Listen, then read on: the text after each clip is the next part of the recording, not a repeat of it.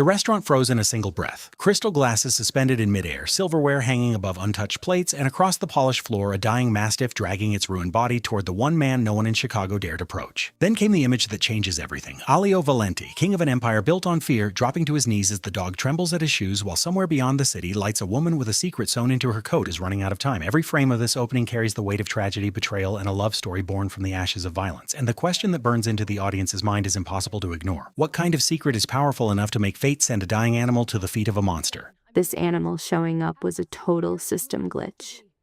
Getting into Solace, the Gold Coast's top fortress restaurant, meant you were a ghost. So connected you didn't need an invitation. But this Friday night, a Neapolitan Mastiff built like a tank just phases through a back kitchen door. It drifts through the dining room like a phantom, past stunned waiters and silent guests, before finally crashing at the feet of Alio Valente, the one man in Chicago whose stare could kill. At 36, Alio ran the entire underworld. His empire stretched from Chicago clear to Miami, hidden behind a bunch of legit restaurants and clubs. Every Friday, you'd find him at the same corner table, back to the wall, eyes on both exits, cutting a steak he ordered out of habit, not appetite. This whole ritual had been going on for 5 years, ever since a 2 a.m. phone call told him his mother's car went boom outside her Lincoln Park home. 5 years of eating completely alone. That's 5 years of staring at a world he wasn't a part of anymore. The second the beast hits the floor, his head of security, Tommy Keene, pulls his piece. But one raised hand from Alio freezes the guy, and the whole restaurant with him. He sizes up the dog. It was a wreck, basically a skeleton in a saggy gray skin suit, its breathing weak and shallow, but its eyes were wide open. They were a dark, exhausted brown, totally spent but with zero fear. That's the part that got him. This dying animal had crossed an entire city just to fold at the feet of its biggest predator. Alio drops to his knees. The moment his hand touches the mastiff's head, that 5-year-old wall he built inside himself cracks. Get a vet right now! Tommy had never heard that sound come out of his boss before. It wasn't an order, it wasn't cold, it was straight up raw panic, and get this, Alio had no clue the dog wasn't random. It was a living message, sent by a woman with nothing left to lose, holding a secret that could vaporize the one person he trusted more than anyone. And when she finally steps into his world, his entire reality is gonna get nuked. Yo, if you're already hooked on this insanity, smash that like button. Share this with your crew and sub for more updates. Now let's rewind to Alio on those cold tiles, because that's the first crack in the foundation of his whole mind. A vet, Dr. Petra Novak, gets to Solace around midnight. She was the only pro Tommy could find that late who could handle big animals, working out of a clinic about 20 minutes out. By the time Petra rolls up, the place is locked down and cleared out. The staff was sent home. Only Alio was left, sitting on the floor next to the dog, his hand never leaving its head. Tommy stood guard at the door, way more on edge than during any of his boss's high-stakes deals. Petra gets down to business, checking the dog out in silence for the first few minutes. Then she looks up at Alio with a face he knew all too well, the look of an expert trying to figure out how big a truth bomb she can drop. The dog, she says, is starving to death. It probably hasn't had a real meal in months. Its front left leg is blown up with a nasty, fast-moving infection. If they don't do something in the next 2 days, the leg's gotta go. And if it doesn't get fluids tonight, it probably won't see the sunrise. Alio doesn't ask how much it'll cost. He doesn't ask about its chances. He just tells her to do whatever it takes. Petra starts hooking up an IV right there on the restaurant floor. In the quiet, Alio asks what kind of dog it is. Petra tells him it's a Neapolitan Mastiff, an Italian breed, super rare and expensive.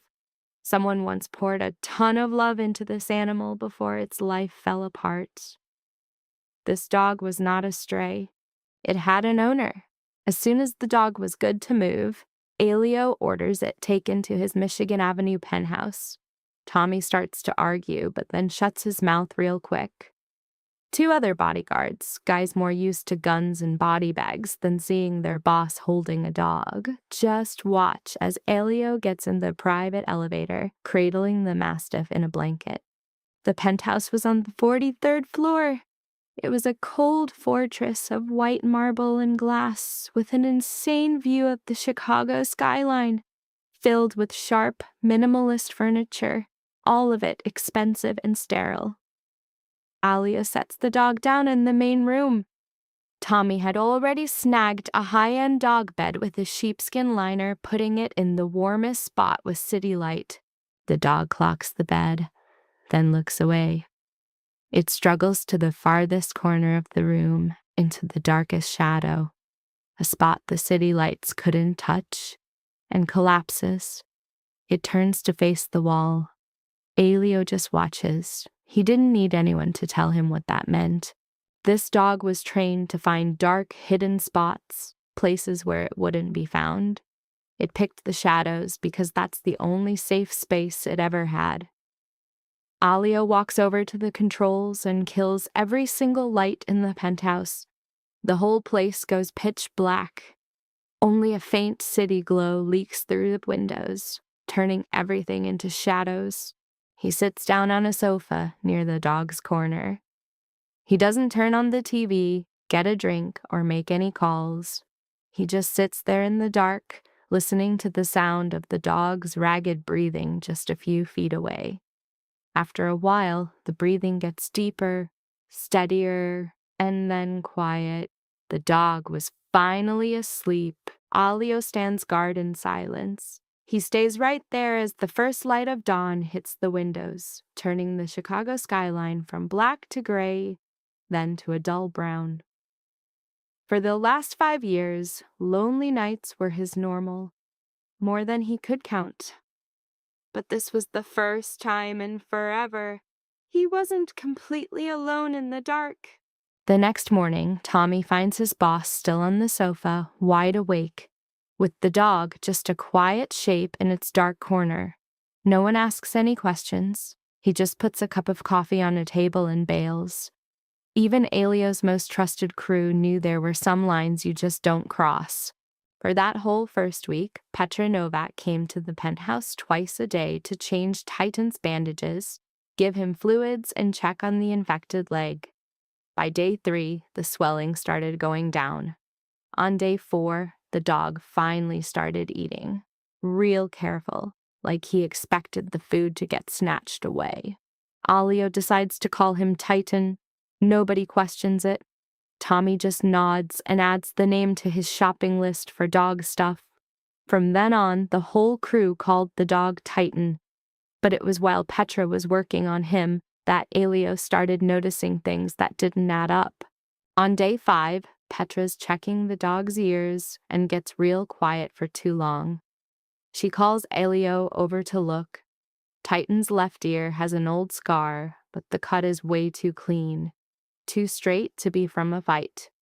Somebody took a scalpel to this dog's ear on purpose to cut out an owner's ID tattoo. On day 6, Petra finds clue number 2.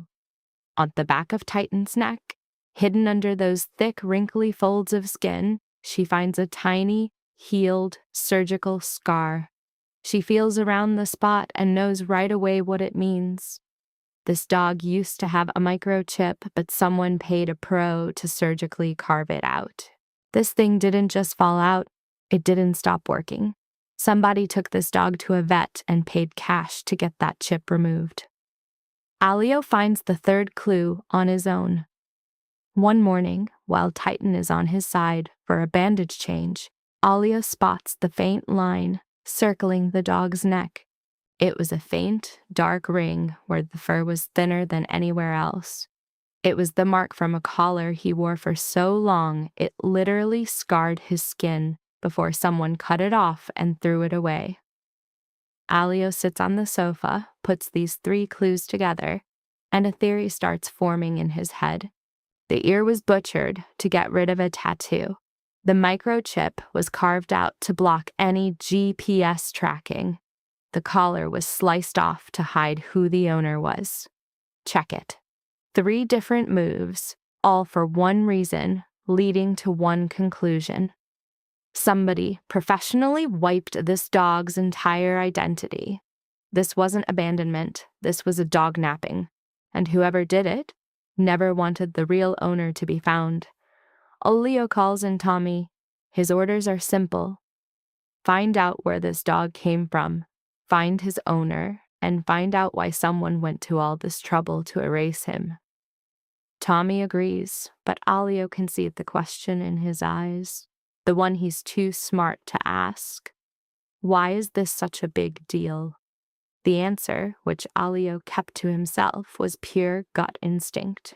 That gut feeling was an old friend. It's what kept him alive for 2 decades in this business. When someone works this hard to delete a history, it means the secret they're hiding is way bigger than what you see on the surface. And Petra just gave him the first lead. She mentioned that with pricey dogs like a Mastiff, owners sometimes hide a second microchip somewhere weird, like the hip or chest, to stop pro thieves. A full-body scan finally pinged it. Some rogue chip buried in the flesh of the dog's chest.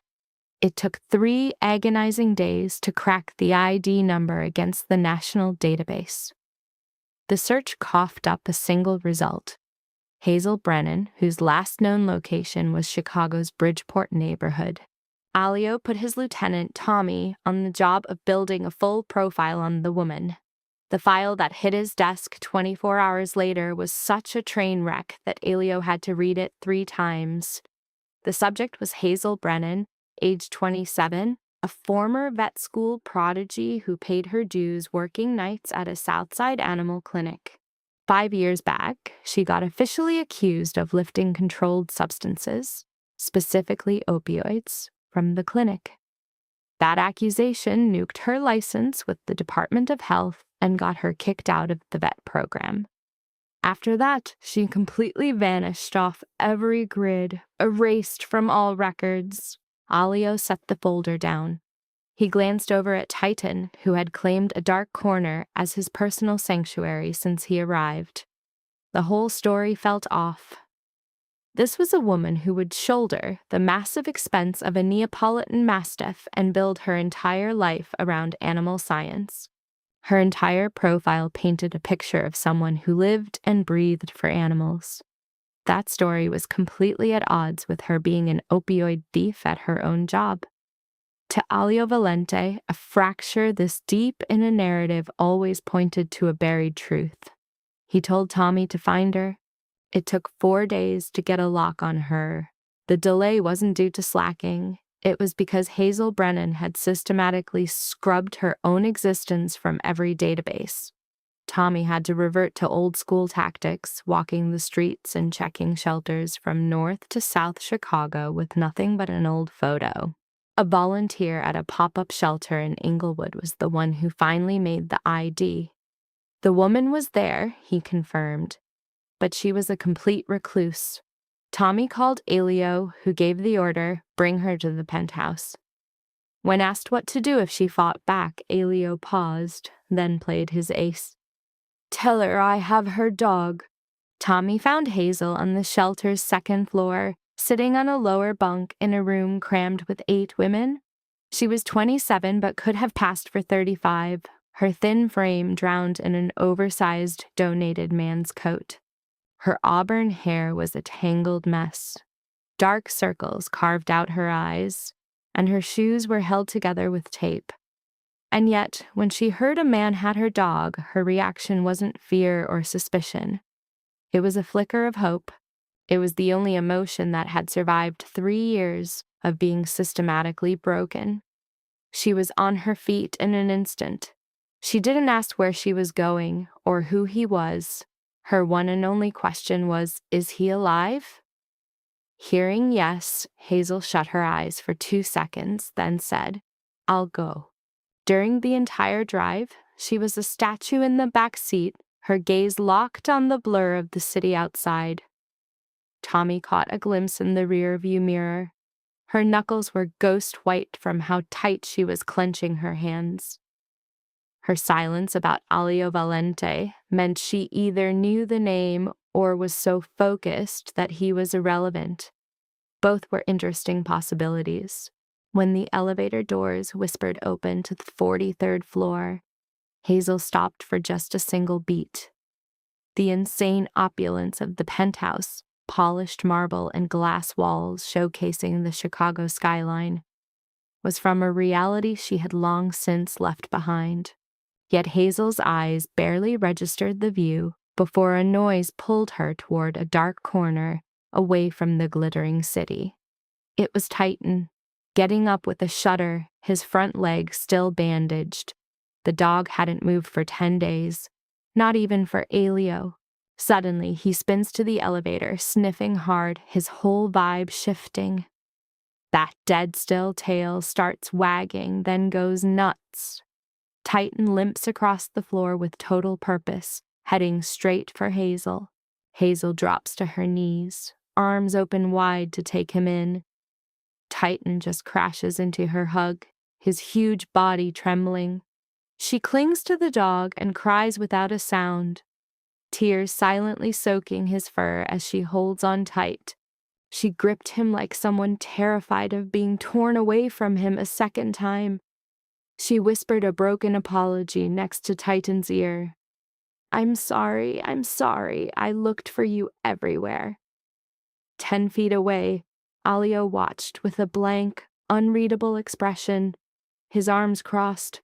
He processed the scene with cold, analytical distance. This wasn't some reunion between a pet and its owner. This was a person clinging to their final anchor in a storm.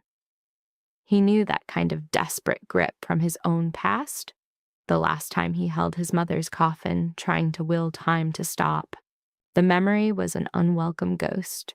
He watched Hazel Brennan kneeling on his floor, holding onto the dog, and realized the official story was a pathetic simplification of her reality. They stayed like that for a full 15 minutes before she finally pulled back.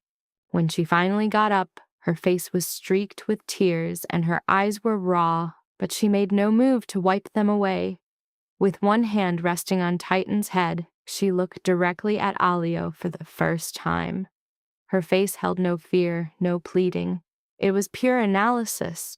Alio recognized that calculating stare. It was the same one he used every day.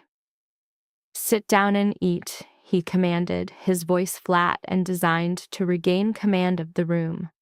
He had Tommy bring a meal. 20 minutes later, a table was set with steak, mashed potatoes, and coffee. Hazel sat down across from Alio. Titan laid down at her feet, his head resting on her tattered shoes. And for the first time in that apartment, the dog closed his eyes outside the safety of his dark corner. How Hazel ate became Alio's new focus. She didn't rush. She didn't attack the food. She cut the steak into small, deliberate pieces, chewed each one slowly, and paused after every single swallow. It was the trained behavior of someone chronically starved, a way to keep a shocked system from rejecting a sudden feast. Someone who eats fast has been hungry for a few days. Someone who eats this carefully has been hungry long enough to learn how to control that animal instinct. Alio knew the difference from his own time on the South Side, when his mother fought to put any food on the table at all. He watched in silence as she finished her plate. When Hazel set her silverware down, her eyes met his again, direct and unflinching. "I know who you are," she said, her voice perfectly steady. "Alio Valente. Everyone in Chicago knows the name, and I know I don't fit in here." Alio let the silence stretch, giving her the stage. Hazel continued, "I have to tell you something. This isn't me cutting a deal. It's not because you have Titan. This is a debt that I owe him. So without this dog, I would already be dead. What I am about to tell you is the real reason Titan was gone for 3 years. The room was dead silent. This dog was stolen from me, Hazel said, each word a hammer blow, by Franco Bianchi's men. Alio's face turned to stone. Not a single muscle in his face moved, but on the inside, his entire reality had just fractured. Franco Bianchi, he was more than a partner. He was the brother Alio had chosen for himself, the only man on earth he trusted without a single doubt. And they took Titan from me, she said, her eyes boring into Alio's, because I know that Franco Bianchi ordered your mother's murder. The words detonated in the room. Alio shot to his feet, his chair crashing against the marble floor. Across the way, Tommy's hand snapped to his weapon. The dog, Titan, flinched at the sound, but Hazel remained perfectly still. Her gaze was locked on Alio, on his clenched jaw and the frantic pulse beating in his neck. Her expression was one of profound weariness, but it was empty of fear, the look of a person with nothing left to lose. "Say it again," Alio ordered, his voice so quiet Tommy had to edge closer to hear him. "Franco Bianchi killed your mother," Hazel repeated, her tone unchanged. 5 years ago, the car bomb in Lincoln Park was no accident. Franco orchestrated it. "Proof!" he demanded. Hazel gave a slow, deliberate nod. "Your mother, Ranata, had discovered Franco was laundering Sinaloa cartel money through the restaurant chain you two co-owned. She had the real ledgers, taped calls with cartel members, and the Cayman Islands account numbers. She had put together a whole file to expose him, but Franco struck first. Alio's eyelids shut for a count of 1, 2, 3.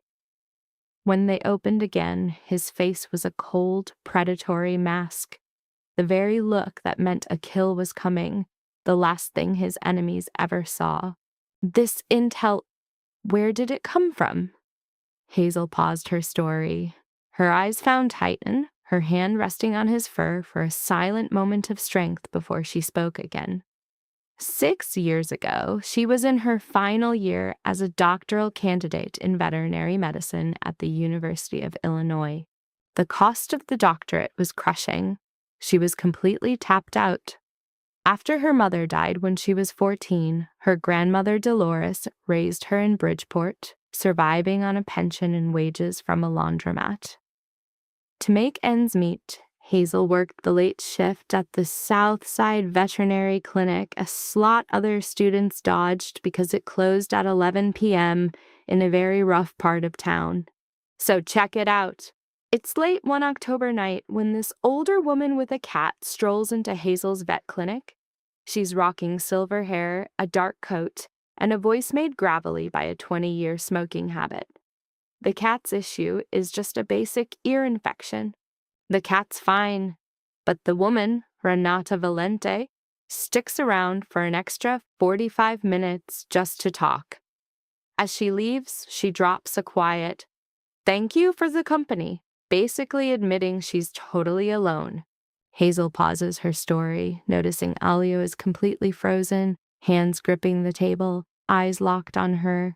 She continues, saying Renata came back the next week. No appointment, no sick pet, just a box of cannolis. She stayed for 2 hours, just chilling, and just like that, it became a weekly ritual. Every Tuesday, Renata would roll up with pastries, telling stories about Sicily, her dead husband, and a son she loved but couldn't reach anymore because he was trapped in his own world. Hazel guessed his world was no place for a mother. They never actually said Alio's name, but they both knew. A muscle twitched in his jaw, but he let her story play out. Renata, she explained, had become the mother figure her own grandma, Dolores, could never be. Dolores was too old and frail to be her rock, so Renata slid into that role, becoming the mom Hazel lost at 14. But the whole setup exploded just 3 months before Renata's death. She appeared at the clinic on an off day, arriving empty-handed for once. Her cool was gone. She was a bundle of nerves, looking like she'd been through hell. She said there was a major issue in her son's business and a traitor in his crew she couldn't warn him about. She'd stumbled upon a secret ledger, she explained, while in Franco Bianchi's office. The books laid out a scheme where Franco was laundering hundreds of millions of dollars right through the family restaurant. And the cash wasn't theirs, it was straight from the Sinaloa cartel. Renata had taped 4 calls between Franco and the cartel and tracked all the offshore transfers. She dumped all the proof onto a hard drive and told Hazel, "Guard this for me. Defend it with your life. Don't give it to anyone unless something happens to me. If it does, get it to Elio." Hazel took the drive. 3 months later, Renata's car was blown to bits in Lincoln Park. Hazel's voice cracks, and even the dog, Titan, tenses up. "After her death," she went on, "I was terrified. Then they began to systematically destroy me. 2 weeks after the funeral, her clinic got hit with a surprise state inspection. The audit conveniently found opioids missing from their supply. The paper trail for the missing drugs was perfectly forged to frame Hazel's shifts and login times. The charge, stealing narcotics. Her license was gone in 48 hours. The university expelled her. With no cash for a lawyer, her life was completely dismantled in 2 months. 3 years ago, they came for Titan, Hazel says, her voice barely a whisper. 2 guys broke into my room. They tied me up and just took him without a single word. It was the final message. Keep your mouth shut or else. I got the message loud and clear, but I never ditched the drive. She looks straight at Alio. For 5 years, it's been sewn inside this coat. I lost everything, but I protected this, the only thing my mother figure ever asked of me. The room is dead silent after her story ends. Alio's just staring, his mind a million miles away. His man, Tommy, nervously watches them both, waiting for an order. Finally, Hazel stands up. She shrugs off the huge men's coat she's worn for years and turns it inside out. A crude hand-sewn seam runs along the lining, looking totally out of place. Hazel starts breaking the threads with her fingers. She pulls a small hard drive from the hole, sealed in a plastic bag that's yellowed over time. She puts it on the table. Elio looks at the tiny thing, knowing it holds more power than any weapon he's ever owned. He reaches out, and his hand is actually shaking. Alio Valente, the most feared man in Chicago, trembles before this tiny piece of plastic. It holds the proof, Franco's voice, his books, the final confirmation that his brother was his mother's killer. He sets the drive down like it's fragile and slumps in his chair. Hazel sits too, giving him the space to let the nightmare sink in. She knows all about the silence that comes when your world falls apart. She's been living in that same silence for 5 years. When Elio finally looks up, the shock in his eyes has been replaced by a cold, sharp focus that Tommy instantly recognizes. His subordinate stands up straighter. Hazel's voice is firm. "There's one last thing. Franco knows you're investigating your mother's murder again." Alio's eyes narrow. Only his 3 private teams and Tommy knew that. Hazel explains, "Franco has a rat in your security. I don't know who, but my own surveillance confirms he gets constant updates on you. Every team you hired, Franco got to them within 48 hours. He knew their every move, shutting down leads before they could form. You weren't failing to find proof. He was systematically destroying it." Alio's eyes snap to Tommy, who turns pale and shakes his head, silently pleading his innocence. Alio's gut told him it wasn't Tommy. A traitor would already be dead. But that still left 6 other men. Hazel continues. Franco is planning to kill you. She says it with zero emotion, as if the threat of death is just another fact of life for her now. You're meeting a Russian group at Willis Tower next week. Franco set up the meeting. The goal is to make your death look like an accident. I don't know how, but he's talked to the cartel about it twice this month. Alio leans back. For 5 years, he had sat across from the man who murdered his mother. For 5 years, every investigation died on the vine. For 5 years, Franco played the part of a loyal brother, sharing his table and giving him advice. And the entire time, Alio's every move was being tracked. Every search for the truth was smothered in its cradle. The traitor was the man in every one of his meetings. The hand that had comforted him in his grief belonged to his greatest enemy. Franco didn't just tell a lie. He lived it for 5 years without a single slip-up. Alio's gaze drifts from the drive to Hazel to her dog, Titan. He gives Tommy a 2-word command. Contact Mercer. By 2 a.m, they vanished from the penthouse. Alio moves them in the dead of night to avoid any cameras. Tommy drives a sterile black SUV, a ghost vehicle kept ready for exactly this kind of crisis. Hazel sits in the back, Titan's head resting on her shoes. She asks no questions about where they are going. She's used to her life being directed by others. But this time her driver is a crime lord whose silence filled the 40-minute ride. 50 minutes north of Chicago, they pull into Lake Forest, a town of secrets hidden behind high gates and ancient trees. They turn onto an unlisted road and arrive at a safe house, buried under a shell company that could fool the feds for months. The house is a 2-story stone fortress with ballistic windows, secured by a system Alio had installed 3 years ago for a day just like this. 4 of Tommy's personal crew are already there. Alio's main security is now a liability. Until the rat is found, her safety is a secret kept by a very small circle. Alio leads her inside and points to a bedroom upstairs. His words are like cold steel. You'll stay in this room. Guards are on duty 24/7. Tell Tommy if you need anything. He turns and walks out. Hazel stands in the doorway for a moment before she finally steps inside. Inside is a big bed, a garden view, an empty closet, and a bathroom. Titan follows, nudging her foot by the bed. Hazel goes into the bathroom, locks the door, and sees her own face for the first time in forever. Damn, the reflection is way rougher than she remembered. Her face is gaunt, her hair a total mess. The look is quick. She turns on the shower, feeling it go from cold to warm, then to a steam that fogs up the entire mirror. She tests the water. 6 months. It has been half a year without this. The shelter had gross, lukewarm water and 15-minute timers. And before that, on the streets, zip, nothing. She steps in and just stands there, totally still, letting the hot water pour over a body that has been neglected for 3 years.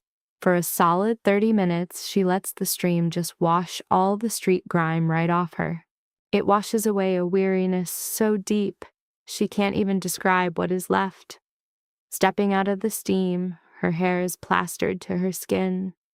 Her face looks softer. It is not happiness, but massive relief, like a weight she has carried forever just vanished. She throws on the fresh clothes left for her, a simple white shirt and pants, but clean, new, and smelling great. The second she hits the bed, Titan rests his head on her legs. It is that same heavy, grounding presence he gave Alio's shoes. This is not just passing out from being tired. It is pure peace. The dog found his person, and his person is finally safe. For one night, they can drop their guard. Hazel puts her hand on Titan, and a real deep sleep finally gets them both after 3 years. Alio's visits to the safe house are completely random. He just appears. After his work is done, he drives up from the city alone, rolling in around 8 or 9. His guy Tommy warns him about security, but Alio just waves it off. Some things, for Alio, have to be done alone. The first evening, it is dead silent in the living room. Hazel is in a chair, Alio is on the couch, and Titan is the furry bridge in between. 20 minutes of nothing pass before Hazel talks. She is not answering a question, she is reading the room, his ignored drink, his 1,000-yard stare. She knows he is thinking about his mom, Renata. She used to sing in the kitchen, she starts real soft. Alia's eyes snap to hers. She leans in. Always the old songs. Dean Martin, Frank Sinatra, stuff her husband liked, she would say. The tomato sauce was always from scratch. She hated canned stuff. While it was cooking, she would lean on the stove and hum, "That's amore," just loud enough for you to hear. Alio says nothing but puts down his drink, giving her his full attention. This becomes their thing. Every night, Hazel shows him a new side of the mom he never really knew, like how she would laugh at a bad joke, a full-body shake that shut her eyes for a whole minute. On Sundays, she would watch sappy movies, crying at the happy endings she already knew were coming. If you caught her, she would blame it on dust in the air, and the way she talked about her son. Hazel had never heard anything like it. It was a mix of pride, fear, and this intense longing, like he was overseas instead of just a few miles away. Alio takes it all in. His jaw gets tight at some parts, then loosens. He never cries, but Hazel sees his fist clench when a story reveals something he never saw. He had loved his mom forever, but this version of her was a total stranger. Renata humming at the stove. Renata hiding tears at a movie. Renata so lonely she would spend Tuesdays at a vet's office talking to a 22-year-old. Hazel was basically drawing him a map of his own mother's soul. The truth was like a knife that cut and stitched him up at the same time. On night 4, Hazel pulls out a beat-up, taped-up black moleskin. She puts it on the table. Alio opens it and finds 5 years of her life written down in perfect script. This thing is a goldmine on Franco. License plates and schedules, hand-drawn maps of his hangouts showing every camera and exit, plus files on a dozen of his cronies. A full hand-drawn chart of his money laundering, all from street smarts and a hard drive she memorized. She had hidden the actual drive in her jacket lining. Alio flips through the pages, his face a total mask. The intel is cold, calculated, pro-level stuff, not from some victim. He looks up from the book. You did all this while you were homeless.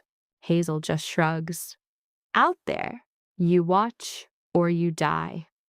Alio's stare gets sharper. 3 government agencies, 5 years, and tons of cash found less than this. She did it all by herself, with zero tech, just her eyes and a cheap notebook. He shuts the book and slides it back. No thank you? That is not Alio's style. But the next night he returns and leaves a small box on the table. Inside is a nice leather collar with a steel buckle. Carved on the inside band is just one word: Titan. He does not hand it to her, just leaves it where the notebook was. A silent trade. Hazel opens it. Her fingers run over the smooth leather, tracing the engraved name. She says nothing but lifts her eyes to look right at him. The look only lasts a few seconds but says 1,000 words. It is more than thanks. It is respect. This guy, a monster to everyone else, took the time to get her dog's name carved into leather. This was not a trick. He just got it. A name means you have a place, and she needed to know Titan would never be lost again. She fastens the collar around the dog's neck. He sniffs it, licks her hand. and lies down. The silence is back. But when Alio leaves, Hazel watches him go from the doorway, and he sees her in his rearview mirror, a silhouette in the porch light, her hand on her dog. Whatever was growing between them did not have a name. It was not love or friendship. It was two people finding someone else who just gets their personal brand of darkness because they have lived it too. On day 6, Conrad Mercer shows up. He is 62, with a silver buzz cut and a posture so straight he still looks like he is in uniform. 4 years out of the game has not changed the vibe from his 28 years in the FBI, where he took down 3 cartel kingpins.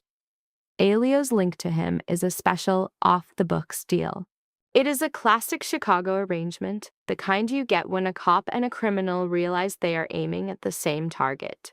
Alio needed Mercer for one big reason. Franco has a mole in the CPD. Going through official channels is a death sentence. But Mercer, he is completely outside that dirty system. A guy with no ties, he was the only one Alio knew who could run a surveillance op completely off the grid. Mercer sits at the table, listens to Alio's 15-minute pitch, then spends 20 minutes reading Hazel's notebook. He plugs the hard drive into his laptop and for 45 minutes just analyzes everything in total silence. When he finally looks up, his face is blank, but his eyes have this new, hungry glint. "This is enough," he says. "We won't need anything else." He looks over at Hazel, sitting with Titan. In a dry but respectful tone, he goes, "You have done more than half my old unit ever could, Miss Brennan." They spend the next 3 days making the plan. Mercer brings in a crew of 4, all ex-feds just like him, completely off the books and away from the dirty cops. The bug they are using is a tiny piece of tech, the size of a shirt button, that can pick up a whisper from 15 meters away in a closed room, with audio good enough for court. Alio's wired with the first bug. Hazel's got the second. Franco, the clown, set the takedown meeting with the Russians for next Tuesday, 67th floor of the Willis Tower. Alio's only job is to walk in, act totally normal, and not show his hand. And Mercer totally called it. Guys like Franco have a fatal need to broadcast their big win. When he thinks he's got total control, facing the dude whose life he's about to wreck, he's gonna boast. It's a classic villain trope. It's not a choice. It's a disease born from 2 decades of being a subordinate, dying to have his victory seen. He needed his rival to watch his entire world crumble to dust. And the master plan came from Hazel, who figured out how to sneak the second device past security and into the tower. She flipped open her journal to a hand-drawn schematic of Willis Tower she'd sketched while hunting Franco. Her finger traced a route to the mechanical level above the 67th floor, where the building's climate systems were housed. A secret entry point was hidden in an East Side service stairwell, only used by cleaning crews after 10 at night. She knew their whole routine by heart from watching them for weeks. From there, air vents snaked between the floors, just wide enough for her to crawl through. She would get inside before the meeting, set up shop in the ducts right over the room, and record every single word on the second device. If things went south, Mercer had given her a satellite phone as a backup plan. It was a ghost device, completely untraceable and impossible to jam. Mercer watched Hazel break down the plan. His eyes flicked over to Alio. Alio was just staring at Hazel, this woman reciting the layout of a 70-story building from memory with a worn notebook. Her voice was rock steady, her eyes sharp as a razor, and he knew right then that anyone who survived 5 years on the street with that kind of precision was either a prodigy or driven by a power stronger than life itself. He recognized it, a promise made to Renata. Tuesday evening arrived. At his penthouse, Alio slipped into the charcoal three-piece suit he wore for major plays. The recorder, disguised as a button, had been fixed to his lapel by Mercer that morning. He drove to Lake Forest for one last check-in before the operation kicked off. Hazel was waiting for him at the estate's main entrance. She looked like a shadow operative, dressed in tactical black with the silent-soled shoes Mercer provided. Her hair, tied in a tight knot, was a symbol of her focus. She held the tools for their final move, a recorder and a satellite phone. Titan stood like a sentinel at her side, his eyes locked on Alio. "Are you afraid?" Hazel asked him. "No." She looked him in the eyes, not as a challenge, but as if memorizing his face in case this was the last time they'd see each other. "I am," she admitted, "but I'm going anyway." Alio was already 2 steps toward his car, his back turned to her. He stopped, walked back to her, and cupped her cheek in his palm. The warmth of his hand met her tense face, his thumb tracing the bone beneath her skin. Not a single word was spoken. Hazel stood perfectly still, her eyes wide open, accepting the small comfort. For about 3 or 4 seconds, his touch said everything they couldn't put into words. Then Alio's hand fell away. He turned, got into his car, and was swallowed by the night. At 9 p.m., Alio strode through the Willis Tower lobby, his face a perfect mask he had spent 2 decades building, an expression that gave nothing away. He wore a charcoal suit, a sharp white shirt with no tie, and perfectly polished black Oxfords. The recording device on his left lapel was basically invisible. He gave a nod to the receptionist, took the private elevator to the 67th floor, and as the doors slid open, Franco Bianchi was there, flashing a smile Alio had once mistaken for family love. Franco was a walking monument to his own ego. A perfect black suit, hair styled just so, and a Patek Philippe watch to broadcast his status. His voice was a performance of warmth as he greeted Alio, bragging that the Russians were locked in and their South Loop hotel deal would make them gods. Alio gave a practiced smile and a nod, greeting the 3 investors inside the glass room. The meeting went on, looking like a normal corporate affair on the surface.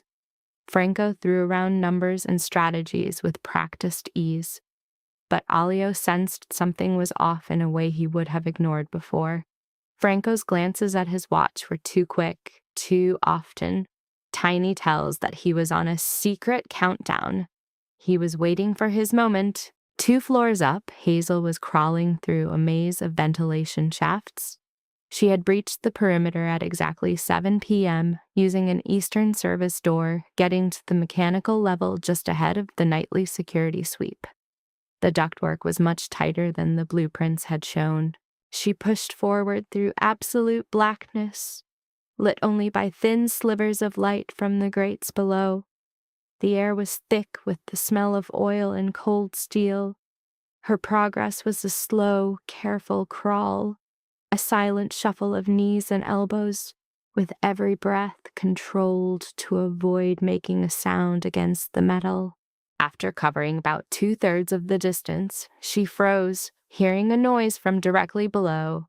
It was the clear, rhythmic sound of footsteps on tile, the unmistakable walk of a security guard, one of Franco's men. Hazel pressed herself flat against the duct floor, holding her breath as her grip tightened. The patrol passed right beneath her. A single glance up, one careless scrape of her gear on metal, and the entire mission would be over. She counted in her head, 1, 2, 3, all the way up to 40. The footsteps faded out. Hazel finally let out a long, silent exhale. Her heart was beating a frantic drum against her ribs, a rhythm she was afraid would echo through the steel. She forced herself to start crawling again. Down on the 67th floor, the meeting ended at 11 p.m. Goodbyes were exchanged. As the final investor stepped into the elevator, Franco spoke to Alio. The friendly act was still on, but his eyes were completely dead. He suggested a private word in his office, claiming he had to make an important call. Alio knew this was the scripted plot twist. He nodded, following Franco into a corner office with an oak desk and windows facing west. Franco turned the lock. The sharp click of the deadbolt was the exact same sound as his smile vanishing. In that 1 second, the Franco of the last 2 decades evaporated, replaced by a cold, empty thing. His face was a void. From a drawer, Franco pulled out a handgun and aimed it at the center of Alio's chest. Alio didn't even blink. In the dark vents above, Hazel was in position, her listening device live.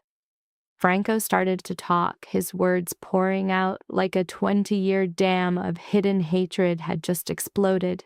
He confessed to laundering Sinaloa cartel money, a flood of hundreds of millions funneled through their shared property deals. He talked about building a shadow empire, while Alio was the face of their legitimate one. The motive, when you boiled it down, was just pure jealousy. For 2 decades, he had been the number 2 guy, always. Alio's Franco. 20 years of watching the Valente name become famous while his own was just a footnote. Then he said Renata's name, his voice a flat line, with zero emotion in it. That complete lack of feeling was the most terrifying part. He explained planting the bomb with the cold, detached clarity of closing a business deal. She had discovered his ledgers. She had recorded his calls. She gave him no choice. It was, as he put it, just a necessary move. Alio stood like a statue, listening to his brother admit to murdering their mother. The confession kept pouring out. He named the mole, Vince Darrow, a guard on Alio's own team, whom Franco had flipped 3 years earlier. All intel on Alio's movements had come through him. Franco then brought up the vet girl, saying the old woman gave her something. He had known about her long before Darrow by watching Ranata's weekly visits to the clinic. He detailed his repeated attempts to have her eliminated, but the target always disappeared. For 2 years, his network came up with nothing. Franco gave a little shrug. She was an irrelevant nobody now.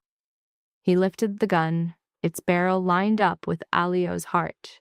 His finger started to squeeze, taking up the trigger's slack. His look was that of a hunter who has already cornered his kill, now just savoring the final moments. Alio stared right down the barrel. Then he spoke, his voice chillingly calm. "I know, Hazel." 2 words. Her name was a shockwave that completely destroyed Franco's composure. The blood drained right out of his face, leaving it a pasty white mask. The gun dipped by 2 inches, a small but clear sign that Alio's verbal attack had hit its target. Before Franco could even say anything, the office door flew open. Hazel stepped inside. She looked small, almost swallowed by the huge room and its crushing tension. But she stood firm, her gaze unwavering, her right hand holding up a digital recorder. A single red light was blinking, silent proof that it had captured the entire 15 minutes of Franco's confession. Behind her, Conrad Mercer and 4 armed pros moved into tactical positions. Mercer had been listening to the whole showdown through a bug on Alio, waiting for the full confession. Franco's eyes shot from Hazel to the recorder, and then to the armed men. In that second, something inside Franco Bianca just shattered. It wasn't regret, but the white-hot fury of a narcissist taken down by a woman he had written off as nothing. He swung the gun toward Hazel. Alio's body moved on pure reflex, the kind you develop when a half-second of hesitation means death. He slammed into Franco from the side, a shoulder-first tackle that sent both of them crashing down to the floor. The gun goes skittering across the floor. Alio is on Franco in a flash, locking his wrist and dropping a knee on his shoulder. Franco's thrashing like a cornered animal, but it's useless. Alio's got him pinned with ice-cold efficiency. And bam!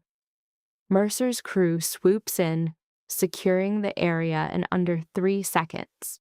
One guy yanks Alio off while another slaps the cuffs on Franco. Click. Franco's not begging, nah, he's spitting pure venom. This ain't over. The cartel never forgets. You're dead.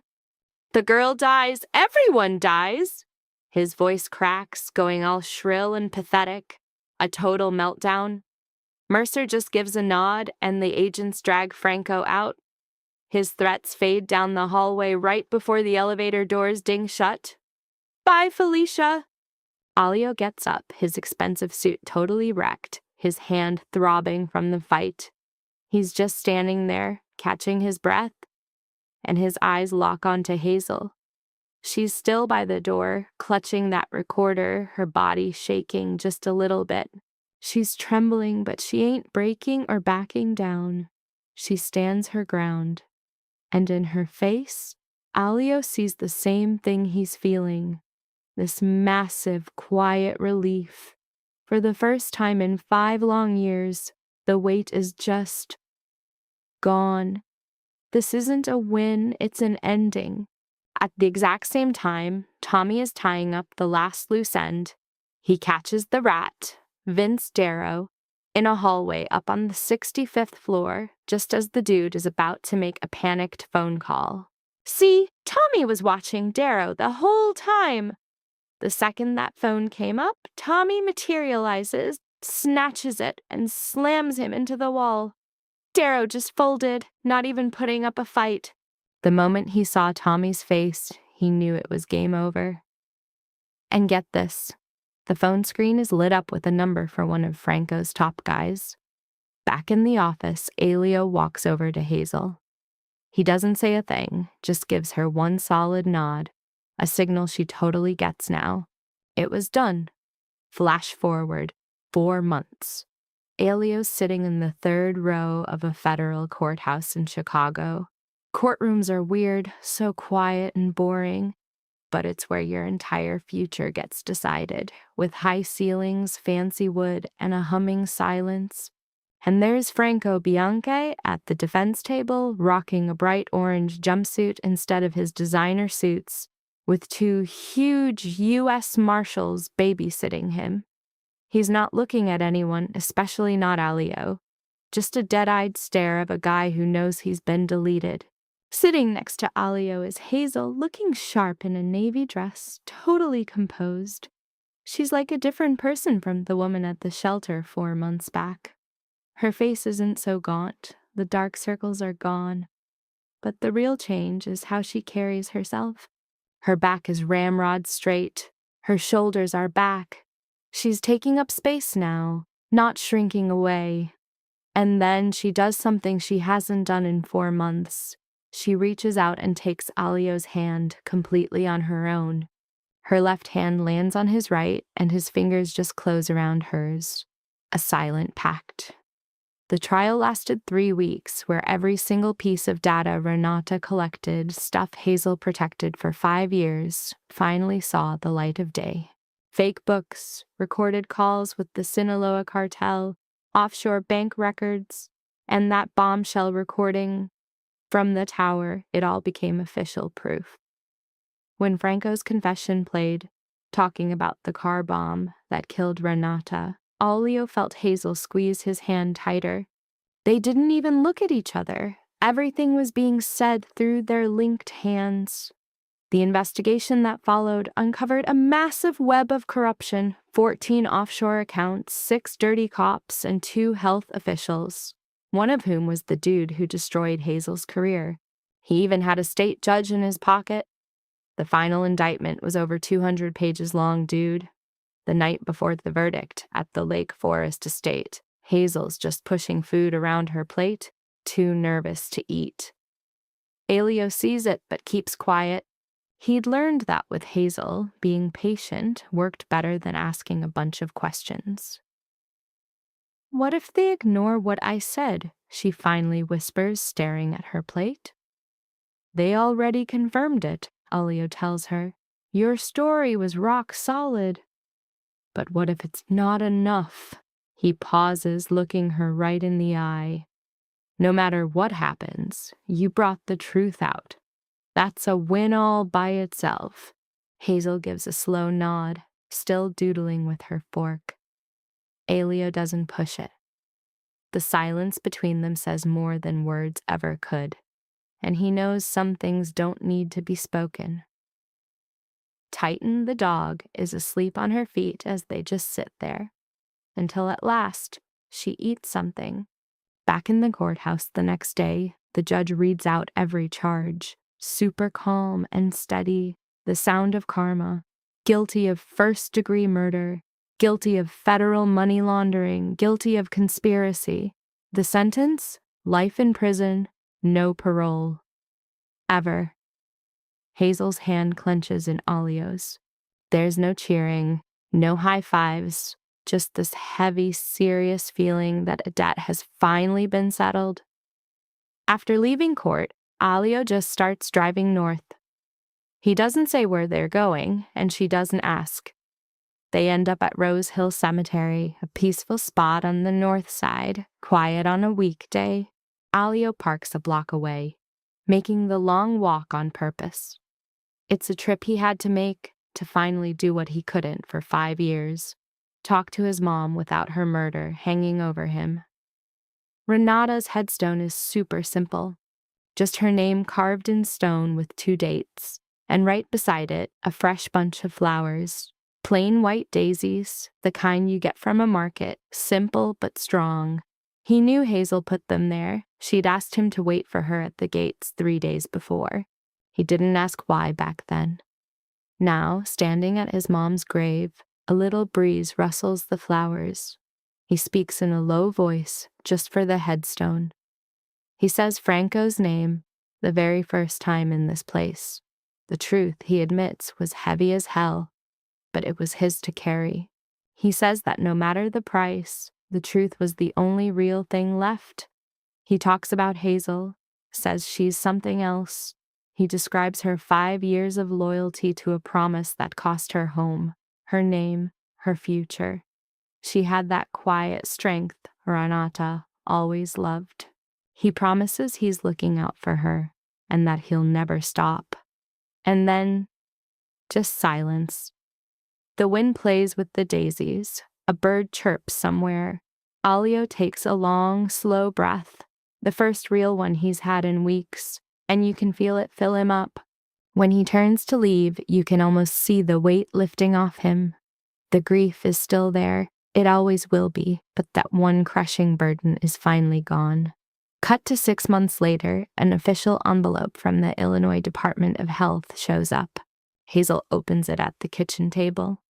Titan's chilling by her feet. Alio's across from her with coffee. She reads the paper twice, then puts it down. Her face is calm, but her hands are shaking a little. Her license to practice is back. That bogus 5-year-old drug charge? Wiped. Gone. Hazel Brennan's record is squeaky clean again. She looks up at Alio. No big speeches, no cheering. He just gives her that signature slow nod, a silent confirmation she now totally gets. 3 months later, Hazel opens a brand new vet clinic on the south side. It's not a fancy neighborhood, nothing like the rich parts of town. She picked the exact same street her old clinic was on, where Renata first walked in with a cat and pastries. This was her taking her story back, and Alio knew it without a word. At the same time, Alio starts doing something he never thought he would. Going legit. He's slowly moving his money from shady deals into real businesses. He even starts the Renata Valente Foundation for legal aid to framed women and free vet care in poor neighborhoods. And get this, the foundation was all Hazel's idea. Driving past that Inglewood shelter, she saw a young woman on the street with a sick cat. For 10 minutes, she just stared, completely zoned in. Then she finally said something. She mentioned how lucky she was because not everyone has an Alio Valente to watch their back. It took him a minute to respond. But when he did, it was huge. He told his lawyer to set up the foundation. Later, Hazel shows up at the penthouse with her official vet certificate, all framed up. She puts it on the kitchen table, then gives him this look he knows well, that silent request for some props. He gives her the praise she deserves. After a moment, she asks for a fridge magnet, which is like the most random, simple thing ever. Hazel explains it's a thing from her childhood. Her grandma Dolores used to stick her good report cards on the fridge with cheap plastic magnets. Little fruits, or one shaped like Illinois that cost $2. It was just her grandma's way of showing she was proud. So the next day, Alio goes to the Maxwell Street Market and finds one of those cheap, plastic, Illinois-shaped magnets.